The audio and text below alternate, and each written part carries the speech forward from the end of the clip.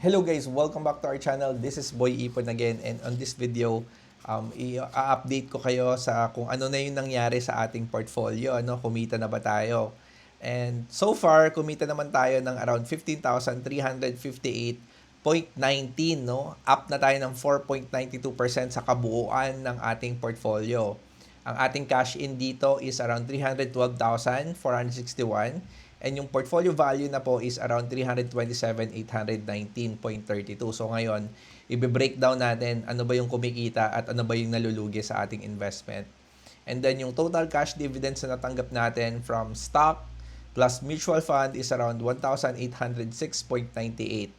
No? And then pagdating naman po sa allocation, asset allocation, ibig sabihin kung ano yung paano mo nilagay yung pera mo no sa kabuuan ng 327,000, ano-ano yan. So, yan po ay binubuo ng stocks na 34%, mutual fund na 25%, crypto na 15%, MP2 na, Pag-ibig MP2 na 15%, and then meron din tayong global stocks, no, yung nabibili natin sa labas, which is yung mga Nvidia, Tesla, which is 5% to almost 6%, and bonds natin na 3.1%.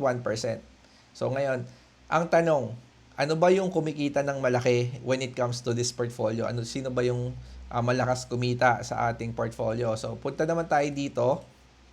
In terms of best performing asset type, si crypto po ang pinakamalaking na binibigay na percent gain. Paper gain pa lang po yan, hindi po yan realized gain, no? Unrealized gain ang tawag po diyan. Total unrealized gain is 9.99% na po siya po yung pinakamalaki. No, in terms na sa kinita niya, 4,493.84 na yung kinikita niya. No? Kasi ang naka-invest sa kanya is around 45,000. So, ngayon, ang value na niya is 49,493. So, ang sumunod po doon, in terms of percent return, is yung Pag-ibig MP2, which is up na po ng 6.45%, no? Ang na-invest natin diyan is around 47,000 yung total investment natin. Nagkakahalaga na ngayon yung MP2 natin na around 50,032.45. So, mahigit 3,000 yung kinita ng MP2. And sa stock naman, up lang po siya ng 3.83%, no? Pero siya yung pinakamalaking investment, no? 110,223.93 yung cash in natin dito sa stocks.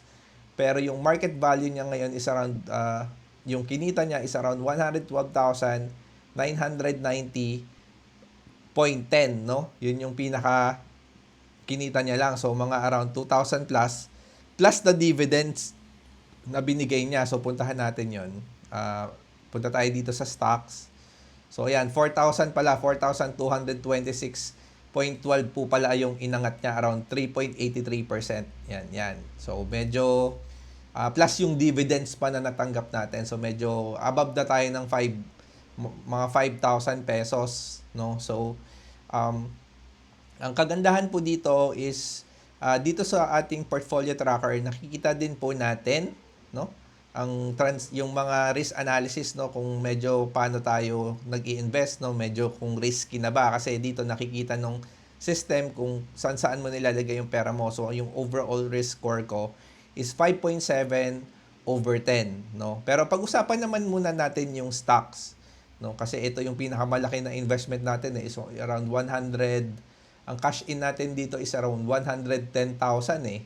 So sa stocks naman po, no, ang pinakamalaki na kumikita dito is si Maynilad, which is siya yung pinakamalaki na investment natin. No, ang investment natin sa kanya is around 45,000, pero ngayon 52,000 na, which is up siya ng 7,000 pesos or 15.49%. Kaso nga lang nababatak siya ng mga losers, kagaya nito ni AREIT, ni Citicorp, which is negative siya. Pero hindi ko siya binebenta, gawa nga po ng dividend paying po tong mga stock na pinagbibili natin, except po yung kay Double Dragon, no? Si Double Dragon Corporation. Ito, hindi ito masyado nagbibigay ng dividends. Pero si REITs yan, nagbibigay ng dividends yan. So, hindi ako nagbebenta po ng mga REITs, no? So far, dahil malakas po si Maynilad, ang ginawa ko po, nagbenta po ako ng mga ilang stocks ko at nilagay ko po yung allocation sa kanya, no. Nung napapansin ko na lumalakas si Maynilad talaga na parang hindi siya masyadong naaapektuhan ng mga ng mga crisis ngayon, yung mataas na presyo ng langis, yung war sa Middle East. ah Nag-decide ako na magbenta ng mga top losers ko at ilagay na lang sa kanya kasi siya talaga yung nagpe-perform dito sa portfolio ko. So, naging good yung decision ko at ngayon yung portfolio ko when it comes to stocks, up na po siya ng 3.83%. Kahit may crisis, no? Kasi yung iba mapapansin yung mga stock portfolio nila medyo negative kasi nga nagkaroon ng crisis, pero dahil malakas yung si Maynilad, sobrang lakas ni Maynilad na dumepensa, na dedepensahan niya yung total na stock portfolio natin.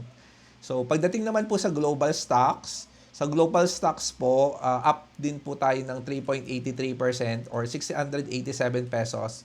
Sa total investment po natin na around 17,964, so 18,652 na. So, yung mga stocks po na pinagbibili ko, yan, si Nvidia, si Apple, si Tesla, si Pfizer. So, yung pinakamalaki na loss is si Pfizer, no? So, balik naman po na dito sa graph na to, yung gains or loss by investment. So, yung pinakamalaki, si Maynilad, no?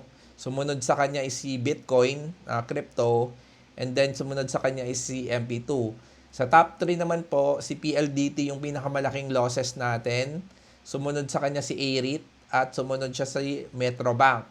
So, ang nakakaano po dito is yung si PLDT, bakit hindi ko siya binebenta is because dividend paying stock kasi to, and nakatanggap na po ako ng dividend sa kanya ng mga around 400 plus. So kung titignan mo yung negative 1,303.52, nasa around 900 na lang yan, at makakatanggap na din po tayo ng susunod na magbigay sila ng dividend. So dahil yung overall portfolio po natin sa stocks is healthy naman, up naman tayo, I just decided na just keep no, dahil and yung mga other na dividend paying stock hindi ko talaga binebenta kahit loss sila in terms of market value. Pero yun nga, yung iniintay nating dividends, yun yung babawi, no, when it comes doon sa passive na papasok.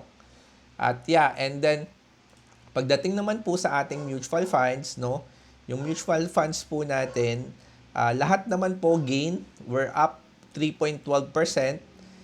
Gains nila ay nasa around 2,560.79 yung market value niya, no, up na tayo ng 2,000 doon, plus the dividends po na 347, no. Kaya yan, kaya po yung 15,358.19, ito po yung kabuuan noon, no. So sa mga nagtatanong, yan po yung sagot ko, no. So sa risk analysis natin, I don't want to go beyond 6 or 7 or 8, 9 kasi para mangyari yon kailangan bumili ako ng crypto at ng maraming stock, no. Pero nga gawa ng i-invest tayo ngayon sa mutual fund, nagagawa niyang pababain, no. Pababain yung overall risk score kasi nga mahalaga din po yung yung exposure natin hindi masyadong mataas sa iisang investment vehicle lang. Sabi nga, 'di ba? Sabi nga natin, you have to put your eggs in multiple baskets. Don't just put your eggs in one basket. Kasi kapag na-burn ka, masusunog ka sa lahat. So, mahalaga kumikita yung portfolio mo at umaakyat siya kahit na merong mga tinatawag na nating crisis. So, ready dapat yung portfolio mo sumalo. At dapat, ang napagtanto-tanto ko talaga is mahalaga, malaking bagay po yung dividends. Yung dividends po, no, sa habang tumatagal na nag-i-invest ka, yung dividends lumalaki, no, yung passive na pasok ng dividends lumalaki, at yun yung nagiging buffer mo kapag may mangyayaring mga crisis, no, yung mga crisis na tumaas yung presyo ng langis, may gera sa ganitong bansa, yung cash dividends, yung total cash dividends talaga, yung magpapaangat sa portfolio mo or magiging depensa mo sa mga losses na mangyayari or sa paggalaw ng yung tinatawag natin na volatility o yung paggalaw ng presyo sa merkado. Pero nga kung may cash dividend ka, kasi kita mo na yun kumbaga hahawakan mo na yung cash dividend na yun, pera mo na yun na papasok sa iyo, hindi na yun yung paggalaw ng presyo. So yun yung makakabalanse ng losses mo at magiging magpapatatag sa overall health ng yung portfolio mo.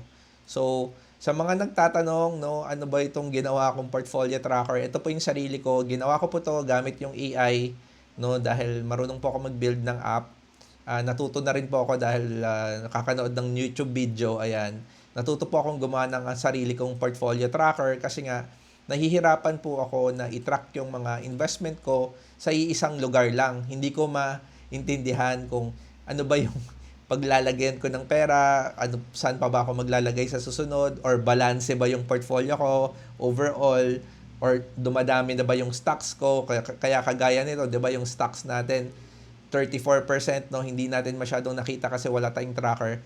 Tumataas na pala yung investment natin sa stocks, no, pero yun nga, ang pinakamaganda pala is talagang i-diversify mo, palakihin mo yung portfolio mo doon sa mga dividend paying kagaya ng mutual funds at nung Pag-ibig MP2 tsaka stocks. Kumbaga mabalanse mo yung portfolio mo at para hindi ka maapektuhan kung may mangyari mang mga sakuna, crisis na magpapagalaw sa total portfolio value ng iyong portfolio at magkakaroon ka ng negative. So far, thankful tayo kasi dahil dito sa ating diversification, we're up 15,000, no? Sana lumaki pa siya in the future, and I'm going to keep updating you, no, sa mga susunod nating galaw or kung saan tayo nagdadagdag or ano na yung overall performance ng ating portfolio. Sa mga nanonood pa ngayon, don't forget to like this video and subscribe to our channel po para mabigyan ko kayo ng update regarding dito sa ating investment at magkaroon din kayo ng guidance